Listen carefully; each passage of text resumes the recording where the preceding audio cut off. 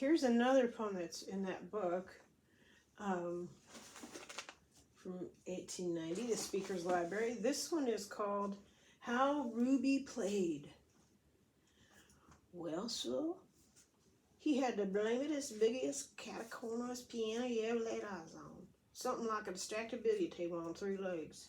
The lid was hoisted, mighty well it was. If it hadn't have been, he'd have torn the entire inside clean out and scattered him to the 4 winds of heaven. Played well? You bet he did, but don't interrupt me. When he first sat down, he appeared to care mighty little about playing and wished he hadn't come. He tweedle-a-deedle on a treble and toodle-oodle, some on a bass, just fooling, boxing the thing's jaws for being in the way. And I says to a man sitting next to me, says I, what sort of fool playing is that? And he says, hush. But presently, his hands commenced chasing one another up and down the keys like a parcel of rats scampering through a garret, very swift. Parts of it was sweet, though, and reminded me of a sugar squirrel turning the wheel of a candy cage. Now I says to my neighbor, he's showing off. He thinks he's a doing of it, but he ain't got no idea. No plan of nothing. If he play me a tune of some kind or other, but my neighbor says, hush, very impatient.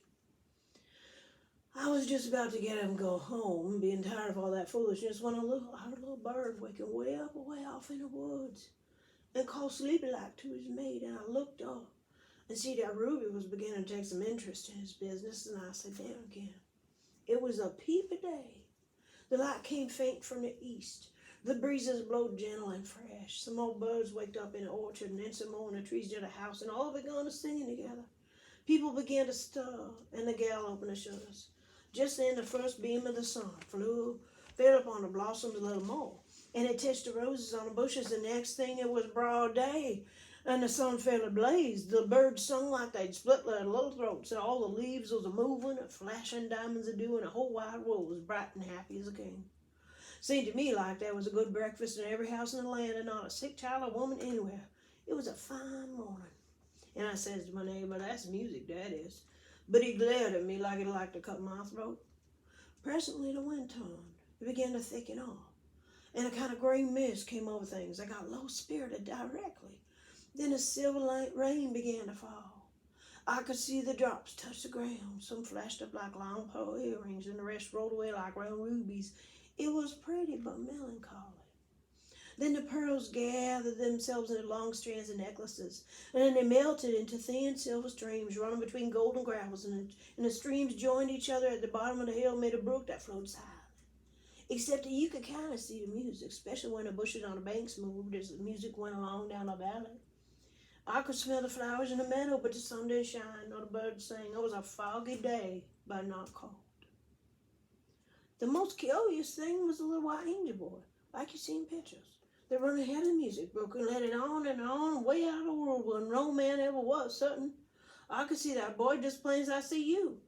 Then the moonlight came without any sunset, and shone on the graveyards where some few ghosts lifted their hands and went over the wall between the black sharp-topped trees. Splendid marble houses rose up, with fine ladies in the lit-up windows, and the men who loved them that never could get near them, who played on guitars under the trees, and that made me miserable. I could have cried, because I wanted to love somebody. I don't know who better than the men with the guitars did. Then the sun went down. It got dark. The wind moaned and wept like a lost child for its dead mother, and I could have got up right then and there and preached a better sermon than any I ever listened to. There wasn't a thing in the world left to live for, not a blamed thing, and yet I didn't want the music to stop one bit. It was happier to be miserable than to be happy without being miserable. I couldn't understand it. I hung my head and pulled out my handkerchief and blowed my nose loud to keep me from crying. My eyes was weak anyway. I didn't want anybody to be gazing at me as sniveling. It's nobody's business what I do with my nose. It's mine. But some sever glared at me, mad as blazes. Then all of a sudden, old Reuben changed his tune. He ripped out and he reared, he tipped and he teared, he pranced and he charged like the great entry at a circus. Appeared to me that all the gas in the house was turned on up at once. Things got so bright. And I heeled up my head ready to look any man in the face and not afraid of nothing. It was a circus and a brass band and a big ball all going at the same time. He lit into them keys like 1,000 a brick. He gave no rest day or night. He said every living joint of me a going and not being able to stand it no longer. I jumped up, sprang into my seat, and just hollered, "Go it, Rube!" Every blame man, woman, and child in the house was on me and shouted, "Put him out, put him out!"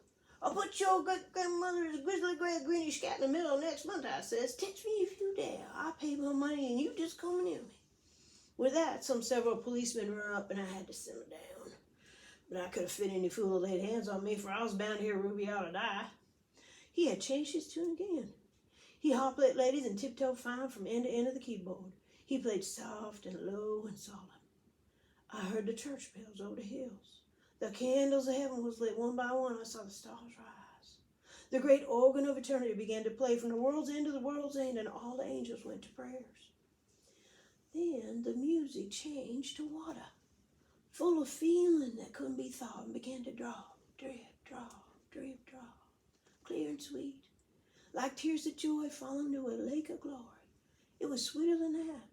It was as sweet as a sweetheart sweetened with white sugar mixed with powdered silver and seed diamonds. It was too sweet, I tell you. The audience cheered. Reuben, he countervouched like he wanted to say, much obliged, but I'd rather you wouldn't interrupt me. He stopped a moment or two to catch breath. Then he got mad. He run his fingers through his hair. He shoved up his sleeve. He opened his coattails a little further. He stood, drug up his stool. He leaned over, and still he just went for that old piano. He slapped her face, he boxed her jaws, he pulled her nose, he pinched her ears, he scratched her cheeks, and she fairly yelled. He knocked her down, he stamped on her shameful. She bellowed, she bleated like a calf, she howled like a hound, she squealed like a pig, she shrieked like a rat, and then he wouldn't let her up. He ran a quarter-inch stretch down the low ground to the base till he got down, and clean in the bowels of the earth you heard thunder a-galloping after thunder through the hollows and caves of perdition. Then he fox-chased his right hand with his left till he got way out of the trouble into the clouds, where the notes was finer than the pints of shambrick needles, and you couldn't hear nothing but the shadows of them. And then he wouldn't let that old piano go. He forward do, he crossed over for his gentleman, chastised right and left, back to your places, all hands round, ladies to the right, promenade all in and out, here and there, back and forth, up and down, perpetual motion. Double twisted and turned and tackled and tangled into 11,000 double knots. By jinx, it was a mixtury. And then he wouldn't let that old piano go.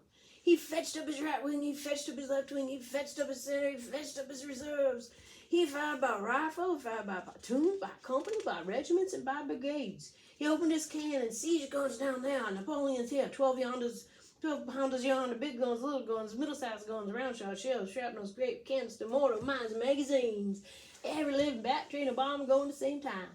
The house trembled, the lights danced, the walls shook, the floor come up, the ceiling come down, the sky split, the ground broke.